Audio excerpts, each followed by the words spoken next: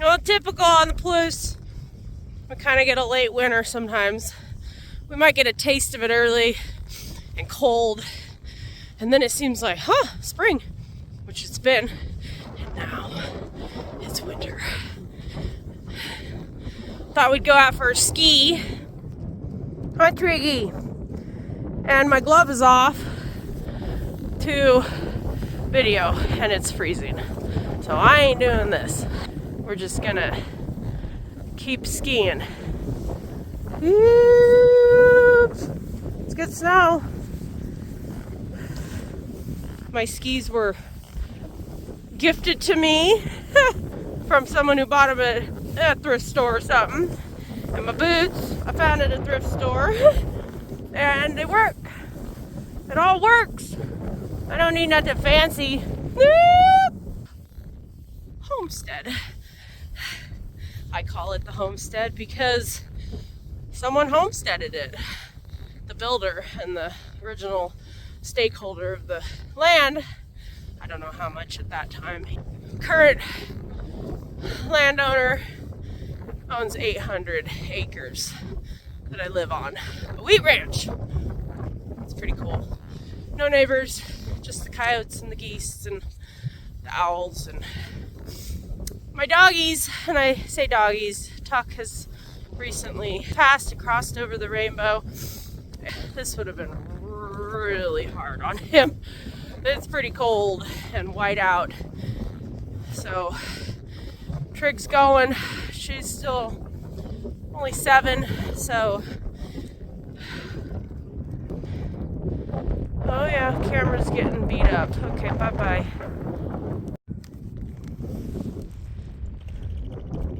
Well, there's a road over there.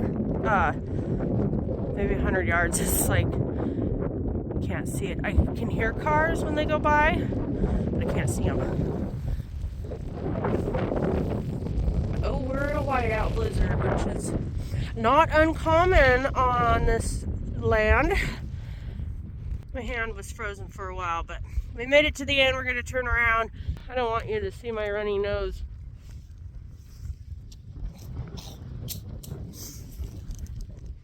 Homestead healing.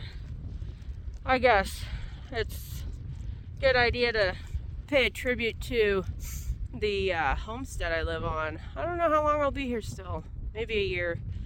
I don't know. I never thought I'd be in one place this long. So there's been a lot that's gone on here, and I think I'm still supposed to be doing some stuff. My instinct is saying, stay put, you know, and just keep living the way I'm living. And it's hard. It can be hard. I mean, this road I just came through some drifts, only 4 or 5 inches deep, but not 4 foot tall, which I've had on my road, which doesn't get plowed. Yeah, sole resident out here, and it's interesting. I just like to get out and check on it, and I have skis, so why not roll out, check the road? Makes me feel safer. Getting ready to put Terry back in a shop for round 2, Terry Repairy. This is something that I wish I kind of would have noticed or known about when looking at this. The screws all the way around indicate that the window has been removed, because none of the other windows have those screws. It needs repair because it's leaking. And there is broken glass falling out of the trim inside that I have found, and that makes me just think the window broke. They pulled it off, blah, blah, blah, put it back on, evidently did butyl tape, but it's just old, right? So I need to pull this, and it's all inside is, yeah, and evident, wet. And I believe these may be getting some moisture pressed through because on the inside in the closet is rot here. The underside is pretty well sealed up. When I first looked at it, I did look at the underside and everything looked really well sealed up. But this panel inside, which is the closet, is pretty soft. Definitely in the corner, I accidentally punched it through. So kind of two separate issues because it's wet just inside here, and I think driving down wet roads, it's just circulating. Oh, make you dizzy on the Terry Repairy.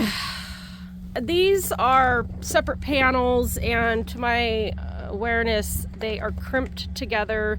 They kind of weave inside of each other and then fold into each other on each seam because the top I had identified looks like that.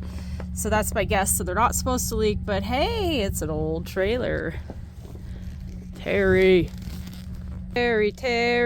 So this is so going back to when I bought the trailer and I knew it had the issue up front and needed a repair, and I almost went, oh no, it's too overwhelming. And then I really clicked into gear, I feel like, and thought, nope, I'm going to take it on because I need to have something. I wanted a trailer so bad to go camping, especially with Tuck. Last summer, I'm so glad he got on so many trips. I miss that bugger so much right now. He's just my love. 13 years. When I found him, I rescued him as a 4-month-old pup. You know, it's a long time and so many adventures, and he was so amazing. So I'm glad he got out. I really wanted a trailer for that, and I love camping in Terry. So I wanted a trailer, and I decided then when I was overwhelmed feeling, I'm taking it on. And I did, and that was phase one, really. Phase one maybe cleaning and getting it stocked and camping, but phase two then with Terry was the front end repair work, several videos, and now it's I need to use it in 3 weeks, so I need to put it back in the shop and repair that window and maybe just caulk those seams, because Terry's not a show trailer. Terry is for me to get out in the mountains. I don't mind how it looks. I just don't want it to deteriorate. I want to still take care of it and hopefully keep it going because it's cute as hell inside and it's so comfortable to camp in. I love camping in Terry. Yeah. I mean, the pups, and I say pups, it's going to be really difficult to not for a while.